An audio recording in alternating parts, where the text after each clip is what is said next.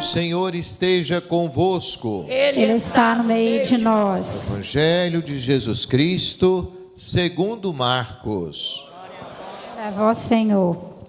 Naquele tempo, Jesus partiu com seus discípulos para os povoados de Cesareia de Filipe.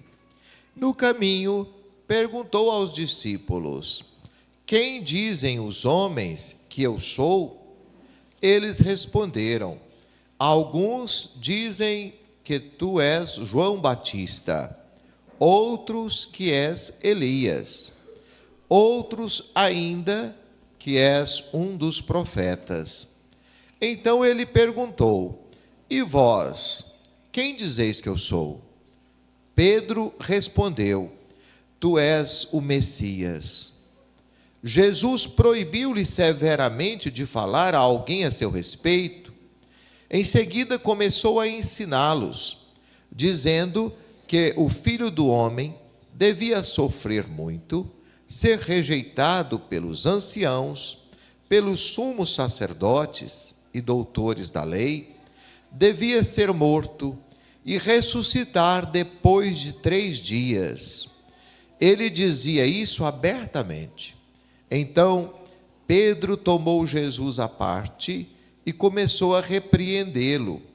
Jesus voltou-se, olhou para os discípulos e repreendeu a Pedro, dizendo: vai para longe de mim, Satanás.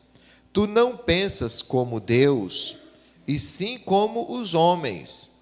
Então, chamou a multidão com seus discípulos e disse: se alguém me quiser seguir, renuncie a si mesmo, tome a sua cruz e me siga.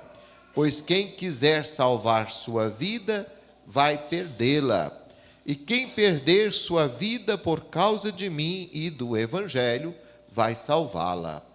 Palavra da salvação. Glória a vós, Senhor. Meus irmãos e minhas irmãs, esta pergunta que Jesus fez aos apóstolos, eu acho que ele faz a cada um de nós, todos os dias. A mim ele faz. Todos os dias eu procuro responder essa pergunta: quem é Jesus na minha vida? E seria interessante que cada um também procurasse responder. Jesus tira os discípulos, leva-os para um lugar um pouco mais afastado, para não ter tanto barulho da capital, para que eles pudessem ter mais condição de pensar. E primeiro pergunta a eles: o que o povo fala de mim? Quem o povo acha que eu sou? E até que as respostas vieram boas. Compararam Jesus com Elias, com João Batista, que eram profetas reconhecidos, de reconhecida santidade. Mas Jesus não está muito interessado em fazer uma pesquisa de opinião pública, não. Ele está mais interessado em fortalecer a fé dos apóstolos. E aí ele pergunta: e para vocês, quem eu sou? Aí o negócio apertou, né? E Pedro, em nome do grupo, disse: tu és o Messias. Beleza, até aí parece que está tudo certo. Acontece que havia uma compreensão do Messias com a qual Jesus não se identificava. Muitos achavam que o Messias seria uma espécie de general, que viria para dar murro na mesa, expulsar os romanos, criar um novo Estado de Israel e fazer Israel brilhar no meio do mundo. Entender isso é fácil, porque nós também entendemos essas coisas. Grandeza. Nós que não somos nada, gostamos muito de grandeza. Uma pessoa forte, um salvador da pátria.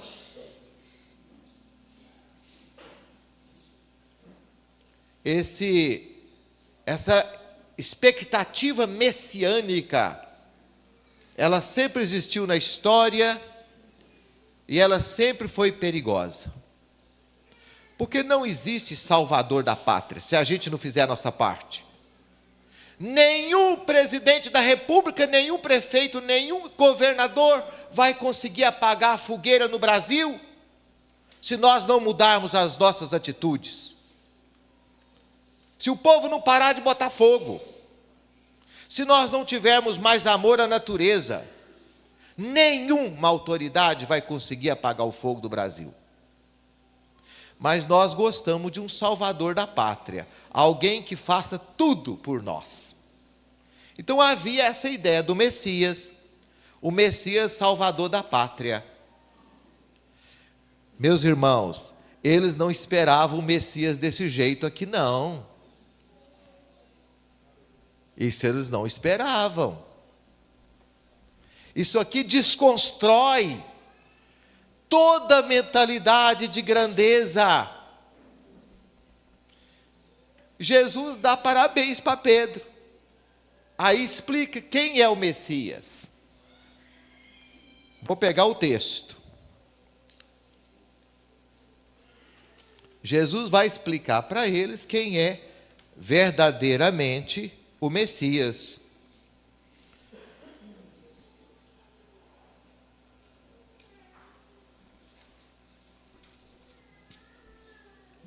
Vamos localizar aqui no próprio texto.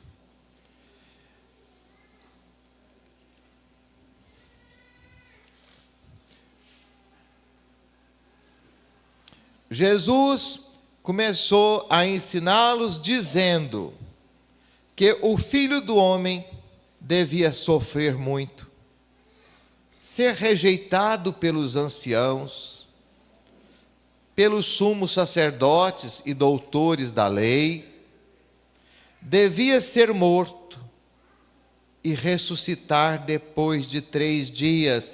E dizia isso abertamente. Entendeu o que é que desenha? O Messias não é esse general que vocês esperam. O Messias é aquele que veio para dar a vida. É aquele que veio para salvar e não para condenar. Ele não veio para dar murro na mesa. Para isso já tem gente demais. E disse mais ainda: se alguém quiser me seguir, renuncie a si mesmo. Deixa de colocar em primeiro lugar os seus próprios interesses, para colocar em primeiro lugar os interesses de Deus. E aí Pedro pensou assim: esse homem está esquisito, está errado.